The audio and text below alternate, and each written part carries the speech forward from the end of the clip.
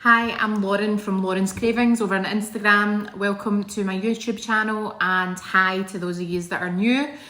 So I'm wanting to introduce a new feature which is a kind of let's chat, and I'm thinking of uploading these on Wednesdays. So in addition to recipes that I'll post on Mondays and also a list feature on Fridays, I wanted to give myself the opportunity to talk around some of the subjects that I want to delve a wee bit deeper into. This postpartum hair really got me good, by the way. I mean, I do have a messy bun in, but it's normally a lot fluffier than this. I mean, this is a good hair day. So on that basis, the first one that I want to talk about that I've said that I was going to do for a while was, what did I actually use in my hospital bag? So hopefully if you're watching this one, you have watched my hospital bag. I have it in two parts. First part was the baby items and the snacks and drinks. And the second one was the bag I packed for myself. So this video will cover the whole lot. I've got a list in front of me, so if you see me glancing down, it's just because I'm looking at the laptop. I will, as I walk through it, just put a bit on the side here for each section that I'm discussing. So we'll start off with general items. Now, general items, there was a couple of absolute winners and then there was a couple of totally unnecessary items in that. So the first one, birth plan. Now, I had heard this from a lot of people, but my birth plan was not looked at all. It might be different if you have a different labour from me. You can reference my labour video to understand kind of how my labour went. It was very quick from first contraction to delivery. It was 8 hours and 20 minutes. I turned up and in triage it was found that I was 10 centimetres. So things moved very, very quickly. If you're going in to be induced, if you're going for a plan section, anything at all, I think you will have a bit more time to discuss preferences. Mine went extremely rapidly and I did not get the birth I was after, although I was really happy with it because it was so quick. But just as an example, I had moved hospital because I wanted a birthing pool. I did not have time to get in a birthing pool. They didn't have time to fill a birthing pool up for me. So my birth plan, albeit Jonathan and I referenced it on a couple of occasions, they didn't have time to look at it. So this is where, for me, the biggest piece of advice would be make sure that your birthing partner is fully aware of everything that you want, is aware of your choices, is aware of your decision trees on various things and how you feel towards things, because they might need to make decisions for you and have the coherent conversations with the midwives and or consultants when you are not in a position to do so. Hypnobirthing book, I think Jonathan did reference it at one point. He was good again. This is where the birth partner is critical. He was the one at one point, I remember specifically even being, and it was in the pushing stage, I'd started kind of hyperventilating a bit. So my breathing was really good. You know, I got through to 10 centimetres just using my TENS machine, which is a critical item on the general items. Loved my TENS machine. But I'd started hyperventilating at one point and he kind of brought me back down. He was like, Lauren, breathe, 1, 2, 3.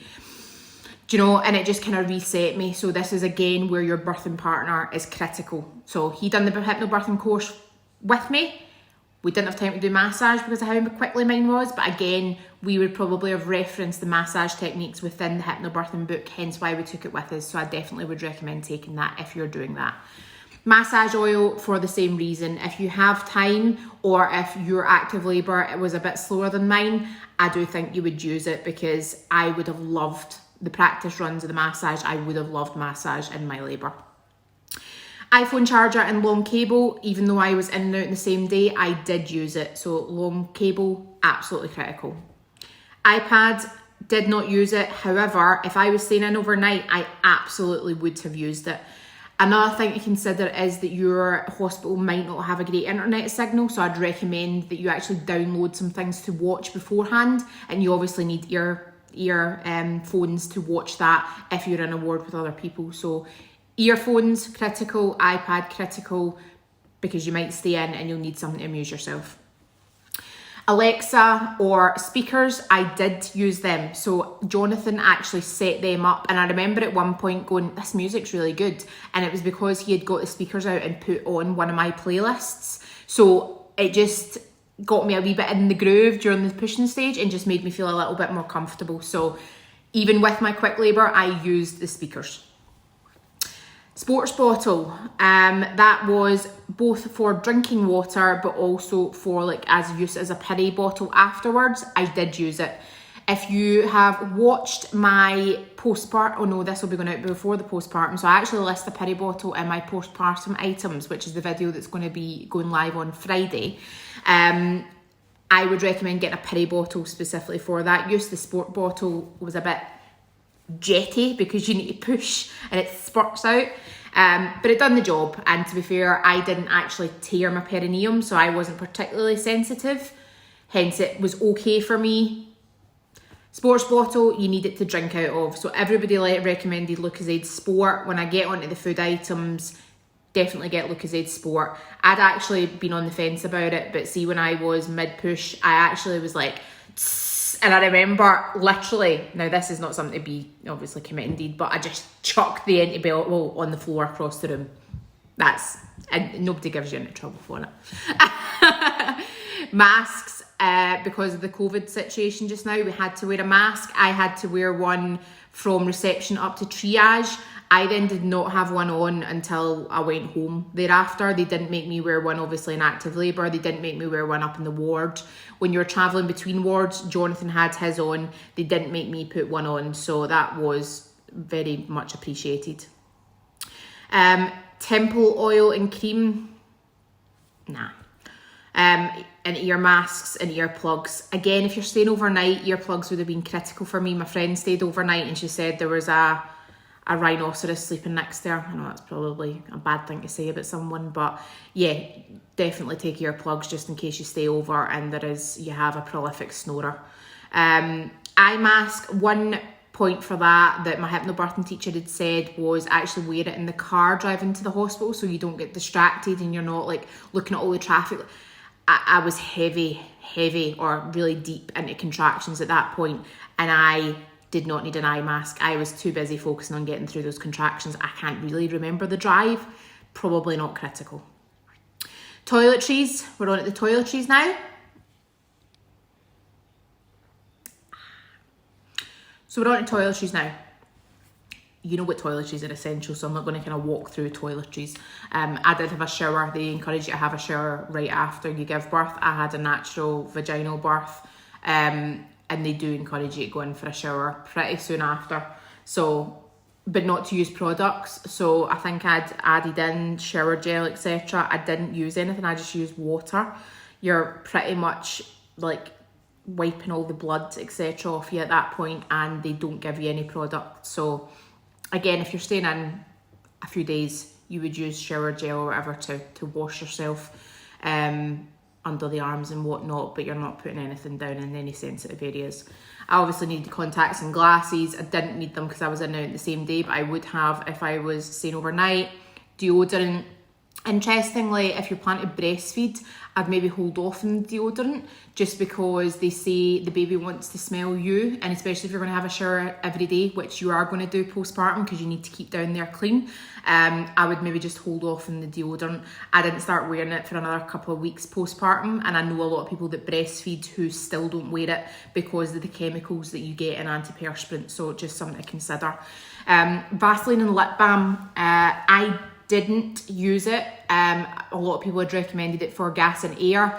I was only pushing for about an hour and 10 minutes, I think. And obviously I arrived 10 centimetres, so I wasn't using it for a long duration of time. It does dry your mouth out, so I would recommend you take Vaseline, and I would recommend that you take your sports bottle with your drinks and water in it, because any prolonged use of gas and air and you're going to feel it. It's going to like dry, parched. Yeah. So I do think that was a good suggestion. Hairbrush and bobbles, obviously, and take backup bobbles just in case you snap any. I've then got Arnica and Aloe Vera gel. No, to be honest. The only item that I would say is essential and that I definitely did use was Spritz for Bits by my expert midwife with the maternity pads. So definitely took them. A lot of people had said the hospital supplied them, right? But when I was speaking to the midwife and I said I had them, she then went into the case to get mine. So I used them directly after labour.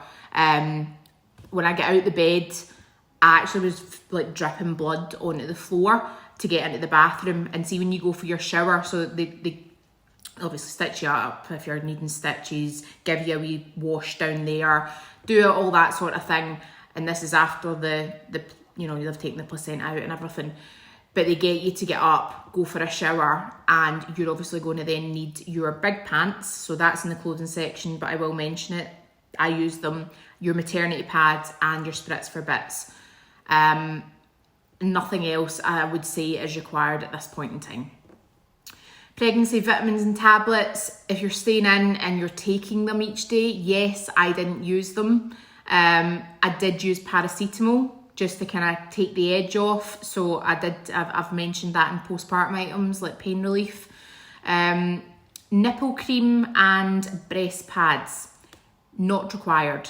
Unless you have been leaking colostrum before going into labour. So if you've been leaking colostrum, absolutely take breast pads. If you haven't, you won't need breast pads until your milk comes in, likely, which is day 3, day 4. So I did not need to take them in. Nipple cream, unless you're going to be staying in a few days. So you know how a lot of people talk about have a bag for going in and then have a backup bag that if you know you're going to stay in, your partner or birthing partner can bring in for you.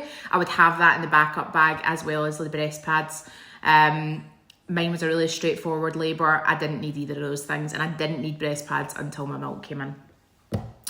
And colostrum, because my labour actually came on naturally, and you need to have conversations with the hospital on if they can store it, i.e. keep it frozen, because otherwise you would need to, you know, get rid of it thereafter, especially if your baby latches on fine and they're actually feeding. What advice I would give is if you have collected colostrum beforehand, keep it in the house and get your birthing partner to bring it in if it looks like you're either going to have an emergency section, trouble feeding, you're going to be staying in longer, anything at all, and it looks like you might need it because there's potentially been complications during your birth, then I would say get your partner to bring it in, and that way you know that you're not wasting any and it's been kept frozen in your house at home. So clothes. You know, it makes me laugh when I look back at some of my photos from labour, because a lot of people talk about the nice outfit that they'll have on or the nice nightie that they'll have on when they give birth.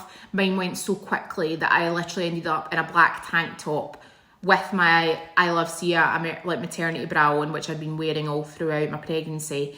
Nothing on the bottom, and pink socks that were threadbare on the bottom.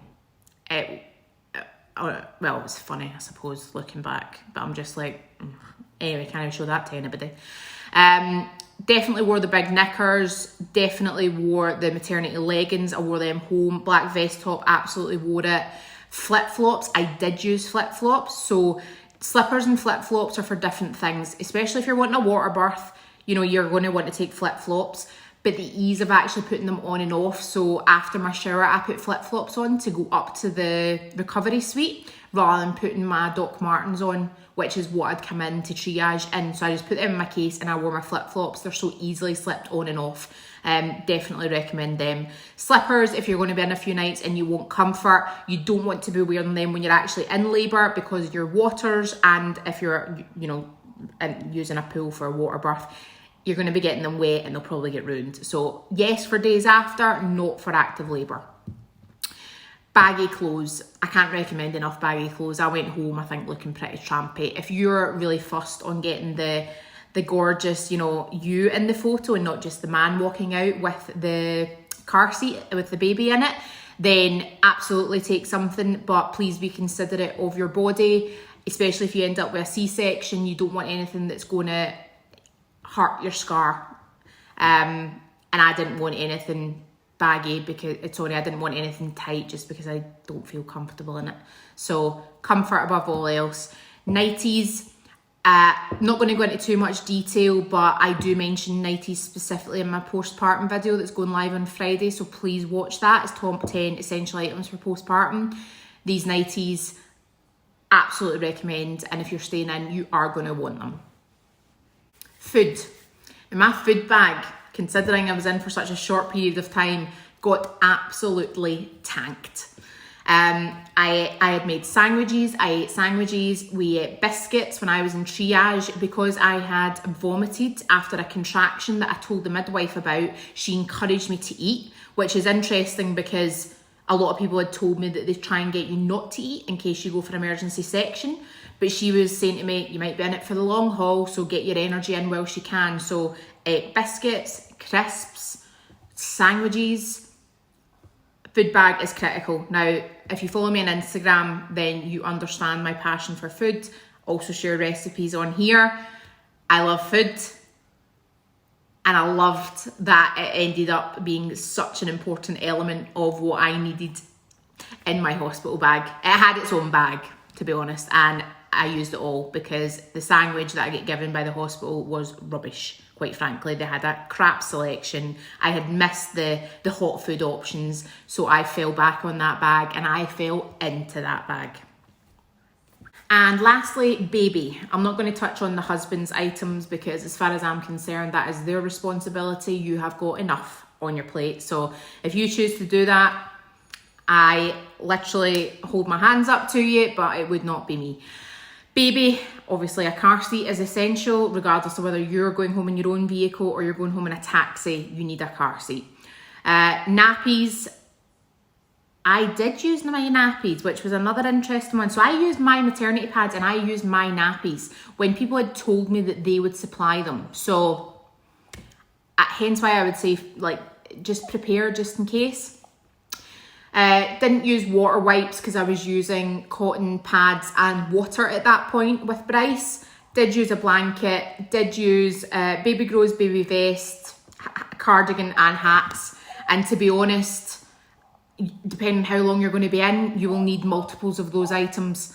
The baby is waking up, so how good is this timing?